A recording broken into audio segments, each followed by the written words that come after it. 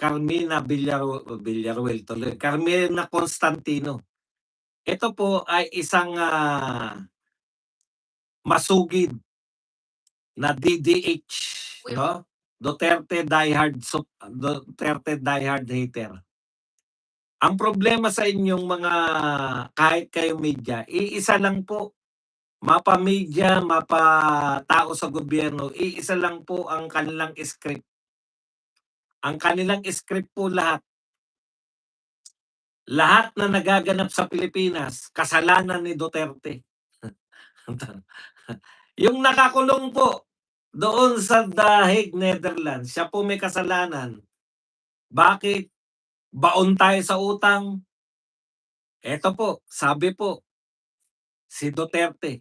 Pakinggan po natin kung paano niya po sinagot. Ngayon po ang pinakamababa ang pananaw ng mga tao sa media. Yung 'pag sinabi ko pong media, yan po yung mainstream media. Ngayon po, mababa po ang tingin ng mga mamamayang Pilipino sa mainstream media. Mamaya ko po ipapaliwanag kung bakit. Eto muna yung paliwanag ng isang kamumuhian ng mga tao ng mainstream media. Pakinggan niyo po kung nasa normal pa pong pag-iisip ang ating mainstream media. Ito po, programa yata 'to ng mga kabataan, ginawang guest si Carmina Constantino. Yung nagtatanong po sinong Carmina, Carmina Constantino po. Pakinggan po ang paliwanag niya tungkol bakit mababa ang tingin ng mamamayang Pilipino sa traditional media o sa mainstream media. We all know what happened.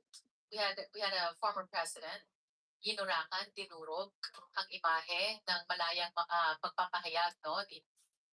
Meron tayong former president, niyurakan, dinurog ang malayang pamamahayag. Kita niyo po?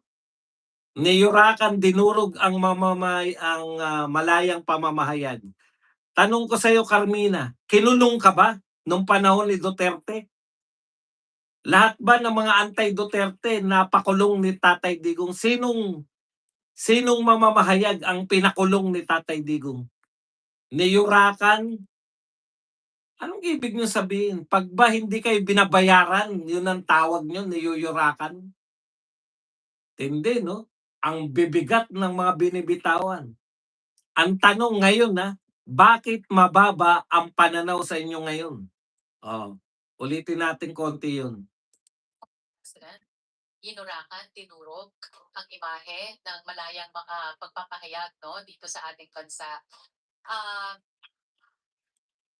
Palakpakan naman yung mga anong tawag dito, Gen Z. But I also have to say that all over the world, the newsrooms are also shrinking, no? By way of their populist stance, authoritarian regimes, and all that. I can go into that much deeper. Kaya naman din humahanap kami ng ibang mga paraan para makuha ulit ang tiwala na hindi naman kami ang sumira. Isang tao ang sumira, pero kami ngayon ang unti-unting nagbabalik nito. Tignan niyo yung katwiran nila. Hindi kami ang sumira. Isang tao ang sumira kung bakit mababa ang tingin sa media sa Pilipinas dahil may naging presidente daw na niyurakan sila. Alam niyo po yung malayang pamamahayag, hindi po kayo niyurakan. Malaya pa rin nga kayo magpahayag kahit nga kinokontra nyo. Tanda-tanda ko pa si Bergonya, di ba? Tinanong, Mr. President, sino pong susunod na itutumbang mayor? Hindi na lang umubra sa mga tao dahil mas makatotohanan si Tatay Digong. Tama po yan. Na-expose kayo ni Tatay Digong na kayo po ay mga tagapagsalita ng kalaban ni Tatay Digong nung panahon na siya ay nakaupo. Okay. Okay yang sinasabi mo kung kahapon. Kung kahapon lang presidente natin si Tatay Digong. 4 na taon nang nakakalipas. Yung sinasabi mong niyurakan ang malayang pamamahayag dito sa Pilipinas. Palagay na natin na tama kayo kasi sa definisyon ko po, naranasan po natin 'yan sa panahon po ni tatay ni Marcos, si Ferdinand Sr. Yung lahat po ng mga media man na kumakalaban, napakulong. Wala kayong mababanggit na pinakulong ni Tatay Digong. Kaya ang laki po ng diferensya, eh. Ano sinasabi ninyo? Malaya nga kayong bumanat, eh. Binabanatan niyo nga si Tatay Digong. Maski nga yung mga walang kamuwang-muwang na artista, bumabanat kay Tatay Digong. Nung panahon na siya ang presidente, tapos sasabihin niyo, niyuyurakan yung malayang pamamahayag. Katarantaduhan yan. Pero pagpalagay na natin na hindi kayo nakaporma, kasi presidente si Tatay Digong, bakit ngayon mababa pa rin ang tingin sa inyo ng mamamayan? Bakit ngayon na, 2026, natapos na si Tatay Digong 2022? 4 na taon na very friendly sa press, sa media, si BBM. Bakit hindi nyo pa rin naibabangon yung niyurakan kanyo na dangal at kung ano pa man? Alam nyo kung bakit? Kasi namulat na mga Pilipino, ganyan pala yung mga media na yan. Oh. Pag nakakarinig kami ng bayarang media, naaalala namin, oo nga, bayaran nga tong mga to. Di ko sinasabing meron akong katunayan na kayo'y bayaran. Pero kung pare-pareho kayo ng sinasabi na naninira kay Tatay Digong, ano ang pwede naming itawag sa inyo? Okay, wag na tayong kasi sila panay mga pagyurak ng karapatan, pagyurak. Wag tayong magsalita ng mga imposibleng salita. Patunayan natin, Carmina, makinig ka. Bakit magtitiwala sa inyo yung tao? Tignan nyo ginagawa nyo. Ngayon na, wag na yung mga nakaraang 4 na taon. Kasi yun pa lang eh. Wala na si Digong na sinasabi niyong dahilan kung bakit hindi kayo makaahon-ahon, siniraan kayo ni Digong, 4 na taon hindi kayo nakarecover? Okay, wag na tayo sa mga hindi naintindihan. Ito na lang recent na mga balita. Paano magtitiwala pa sa inyong mga mamamayan? Anyayaman ng inyong mga media company. Pero dalawa yung sabay na balita. Ha? Eto ngayon lang po 'to, ngayong linggo lang naganap. Wag na yung may kaugnayan sila sa mga rebelde, ayokong mag-ano niyan kasi mahirapan pa tayong ipaliwanag yan. Simpleng-simple lang, bakit walang tiwala sa inyo? May dalawang sabay na balita. Isa ang balita, isa ang nangyari, si naglabas yung ombudsman, pinapangalanan si Martin Romualdez at si Saldico bilang mga mastermind ng flood control. Ang kasabay na balita niyan, si Mabanta nahuli na nangingikil. Ano ang binalita nyo? Anong tinutukan nyo? Si Mabanta nangingikil. Maya't maya meron kayong update. Kung nakikinig nga kami, putya, mas malala eh. Ang tingin pa ng mga tao tuloy, ang reaksyon ng mga tao, mas malala tong ginawa ni Mabanta kaysa sa flood control. Pero na-realize namin na gawa-gawa nyo lang yung kalalaan nung nakapagpiyansa. Piyansable pala yung lintik na kaso ni Mabanta na yan. Bakit dyan kayo lahat nakatutok? Bakit walang mainstream media na nagbalita ng mastermind ng flood control scam ayon sa ombudsman ay pinsan ni Marcos na si Martin Romualdez? Paano magtitiwala sa inyo?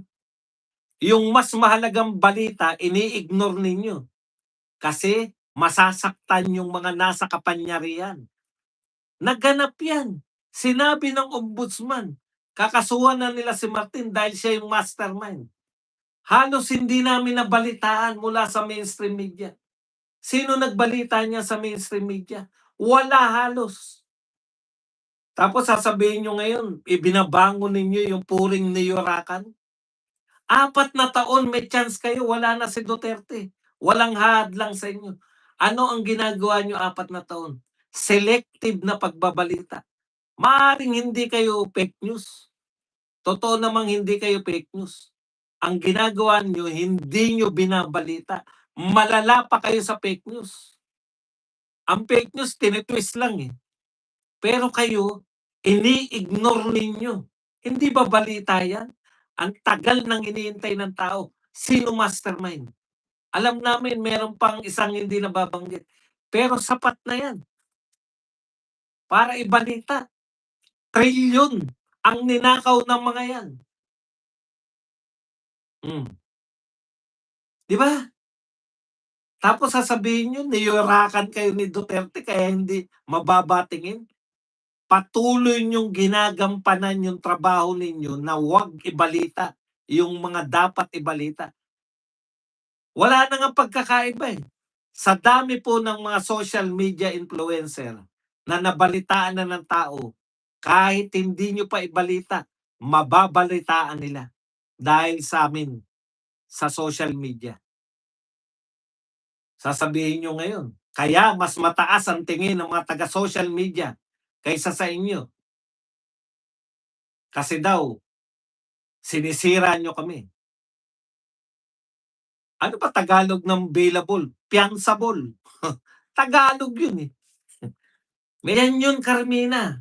Isa pang balita na hindi nyo binabalita. Kailan nyo pinicture yung 18 ex-Marines? Kailan nyo sila in-interview? Araw-araw ini-interview si Terry Redon. Araw-araw ini-interview si Joel Chua, Terry Redon. Pag nagsalita si Trillanes, headline ng mga balita nyo. Ano ba ang katungkulan ni Trillanes? Di ba? Ano ang katungkulan ni Trillanes? Siya ba ay senador, congressman, o tao sa gobyerno?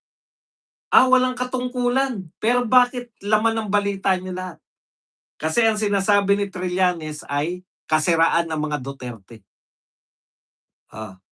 Bakit sasabihin nyo ngayon na walang tiwala sa inyo ang mamamayang Pilipino? Sa ginagawa nyo. Hindi nyo binabalita, hindi nyo kino-cover, hindi nyo ini-interview yung mga 18 ex-Marines, 18 ex-soldiers. Eto pa isa. Lahat ng sinabi ni Ping Lacson, balita nyo, lahat si Ping Lacson, may 500 allocables, 500 million allocables. Gumanti si Marcoleta. Ang daming binulgar ni Marcoleta. Ang ine-expect ko, headline to sa lahat. May 3.5 billion. Yung 500 million. Eto mga recent to, ha. Hindi ako nag-invento. Recent. Ilang araw pa lang ang nakakalipas. Eto po.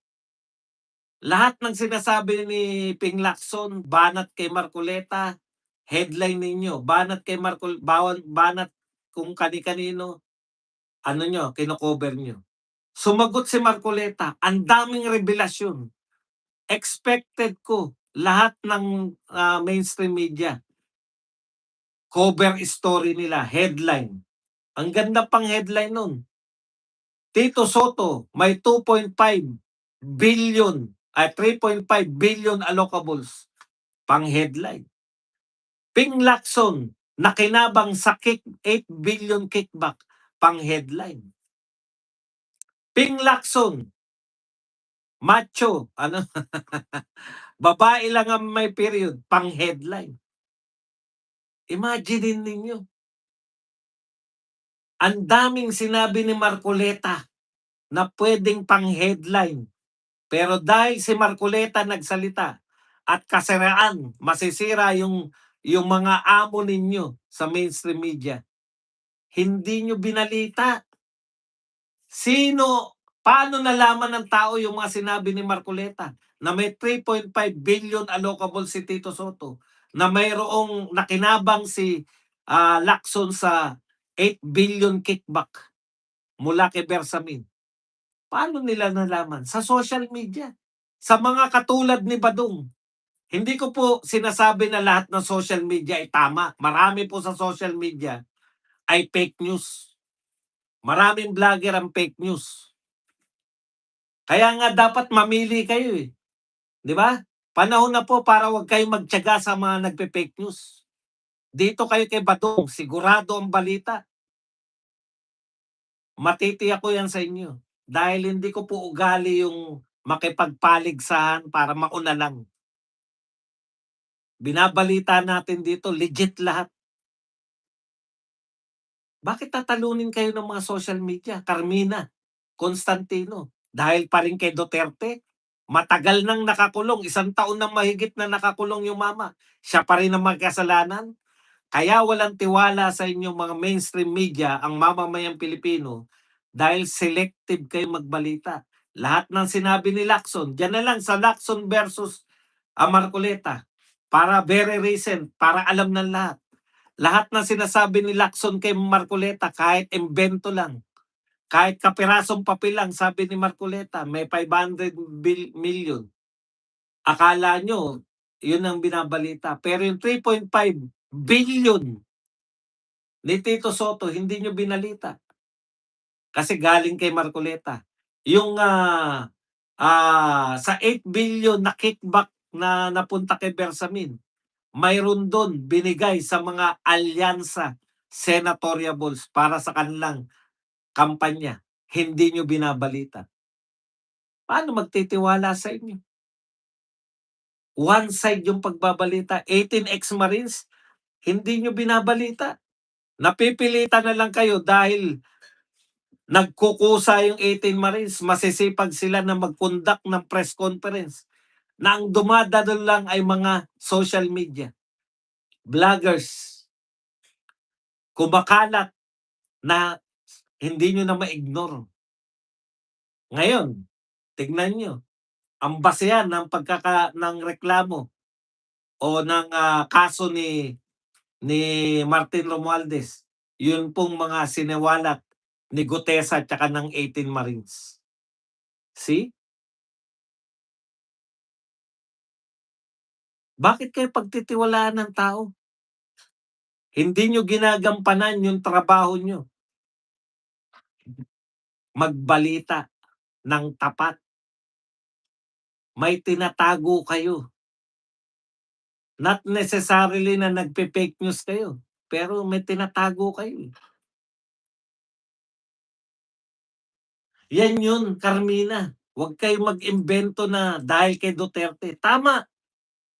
At pasalamat kami kay Tatay Digong dahil na-expose kayo kung paano kayo ginagamit ng mga oligarko, yung media. Kung paano ginagamit ng oligarko na may-ari din ng mga media. Yan eh. Paano kayo ginagamit? Okay. Kaya ako, na-realize ko yung laban sa ABS-CBN. Pati pala mga talent ng mga ABS-CBN, no? Nagtataka ko lagi. Halimbawa po, si Lucky Manzano. Magtataka ka lagi. Sa lahat po, hindi naman marunong magpatawa. Hindi nakakatawa yan eh. Hindi naman, yan na ba yung hosting? Ang patawa niya, ang hosting niya patawa eh, di ba? Yung tatay niya magaling. Magaling mag-host si Edo Manzano. Pero, na-realize ko, kaya pala nariyan yan, lagi hindi nawawala ng show, lagi nagsasara mga show niyan, eh, 'di ba? Si Lucky Manzano, walang tumatagal na show yan eh. Paano magtatagal eh, hindi nga nakakatawa. Kung hindi pa magge-guest yan ng mga komedyante, hindi pa nakakatawa. Eh, ba't hindi na lang yung mga komedyante? Hindi sabi ko, bakit hindi nila mga komedyante yung gawin ng mga guest, sila pala yung nagpapatawa diyan. Yung pala it's all politics. Lahat pala ng mga empleyado niyan kaya pala malakas sa inampalan niyan. Politika. Oh, gobernador, may pag-asa senador yung stepfather, senador. Ngayon, mataas na ang tungkulin, si Recto. Stepfather niya si Recto, di ba? Kaya pala hindi nawawala ng trabaho yan sa ABS-CBN. Kahit lahat ng lahat ng mga nag-host yan sa mga yung kay Chris Aquino dati ng open your yung maleta. Hmm. Wala pa rin. Nag-host ng kung ano-ano, hindi pa rin nagtatagal. Walang talent pero merong koneksyon. Halimbawa, isa pang komedyante, hindi nakakatawa. Hindi ako nagsabi niyan, si Brad Pitt, si Buhong Navarro. Kaya pala pamangkin pala yan ng dating executive secretary. Pati pala 'pag mga talent may mga politics pa rin. Diyan ko na-realize lahat is all dugtong-dugtong, politika, sa mga oligarko kasama lagi yung politika, pamumulitika. Kaya po yung boses na naririnig niyo ngayon sa mainstream media, yan po ang boses ng oligarko. Kaya galit na galit sila kay Tatay Digong dahil si Tatay Digong hindi sila maka-get over, takot sila na may Duterte uli. Dahil Duterte lang sa haba ng panahon, lahat ng matatapang na presidente, wala ni isa sa kanila na bumangga sa mga oligarko. Tanging yung mayor na taga Mindanao ang bumangga sa oligarko. Si Tatay Digong lang nga ang naringgan natin ng salitang oligarko. Ngayon, nakalimutan na naman yung mga oligarko. Tignan niyo po, ang yayaman na naman ng mga oligarko. Magtataka ka, di ba? Bakit walang isang oligarko na kumakalaban kay Marcos? Ayaw na ng mga oligarko na makabalik ang Duterte dahil Duterte lamang ang hindi nila nauuto. Duterte lamang ang hindi nila kinakaya-kaya. Duterte lamang ang hindi nila mapasunod. Nagbayad sila ng tamang buwis. Putya, yung pag-upo pa lang ni Duterte, nakita niyo, saktong-sakto eh. Dinimanda tayo ng mga oligarkong magtutubig dahil pag sinabi pala ng mga oligarko na magtutubig na gusto namin magtaas ng presyo ng tubig at hindi pumayag yung gobyerno ni Pinoy hindi pumayag. Putya sa atin pala sisingilin yun. Ayaw nyo magtaas lahat ng kikitain ko. Sisingilin namin sa gobyerno. Dinimanda yung gobyerno sa Singapore. Lumabas yung kanilang panahon na ni Digong. Ano sabi ni Digong? PI kayo. Kami pa may utang sa inyo. Oh, ano sabi ng mga magtutubig? Mga Manila Water tsaka ano isa? Maynilad. Ano sabi nila? Ay sorry po, hindi na po namin kayo sisingilin. Nag-sorry pa, isang mura lang. Ayaw na nila yun. Na minumura-mura sila ng presidente. Ano sabi ni Tatay Digong? Ang pinakamalaki niyang laban, hindi naman yung mga drug lord eh. Mga oligarko. Nagtataka kayo ngayon bakit halos lahat ng mababasa nyo sa social media? Kontrolado ng mga oligarko ang social media, ang ating media. Pati nga social media, pinapasok na nila eh. Yan ang kalaban. Di ba? Yan, mga pipitsugin lang yan. Mga politiko, kayang-kaya ni BP Sara yan. Bakit tumatagal sila? May backer silang mga oligarko eh. Kay Tatay Digong lang natin lahat natutunan yan. Kaya ayaw na nila na may magbalik uli na isang Duterte. Kaya gagawin nila lahat ng impeachment na yan. Sama-sama yan lahat. Wala man lang ni isang mainstream media na tumututol sa impeachment. Talaga? Wala kayong nakikitang mali? Na isang Madriaga, walang nag-expose sa inyo? Si Madriaga, hindi nyo ini-expose? Yung mga pagsisinungaling ni Madriaga, hindi nyo kayang expose? Bakit? Obvious na nagsisinungaling eh. Bakit mga social media lang nagsasalita na nagsisinungaling si Madriaga? Bakit social media lang nagsasalita? Bakit ang lahat ng mainstream media sinasabi nyo tama pala si Trillanes? Kailan naging tama yung hearsay? Hindi ba hearsay yan? Sa testimonya muna, narinig ko. May nagsabi sa akin. Hindi siya. Ang testigo, dapat ikaw mismo nakasaksi. Narinig ko. Sinabi sa akin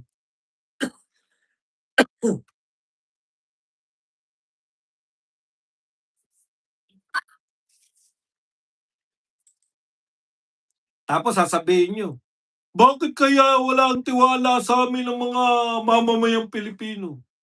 Puta, bakit magtitiwala sa inyo? Yung mga tunay na balita nakatago. Thank you very much, mahal. Kanina pa ako humingi ng tubig ngayon. Kung hindi pa ako inubo. Happy Mother's Day.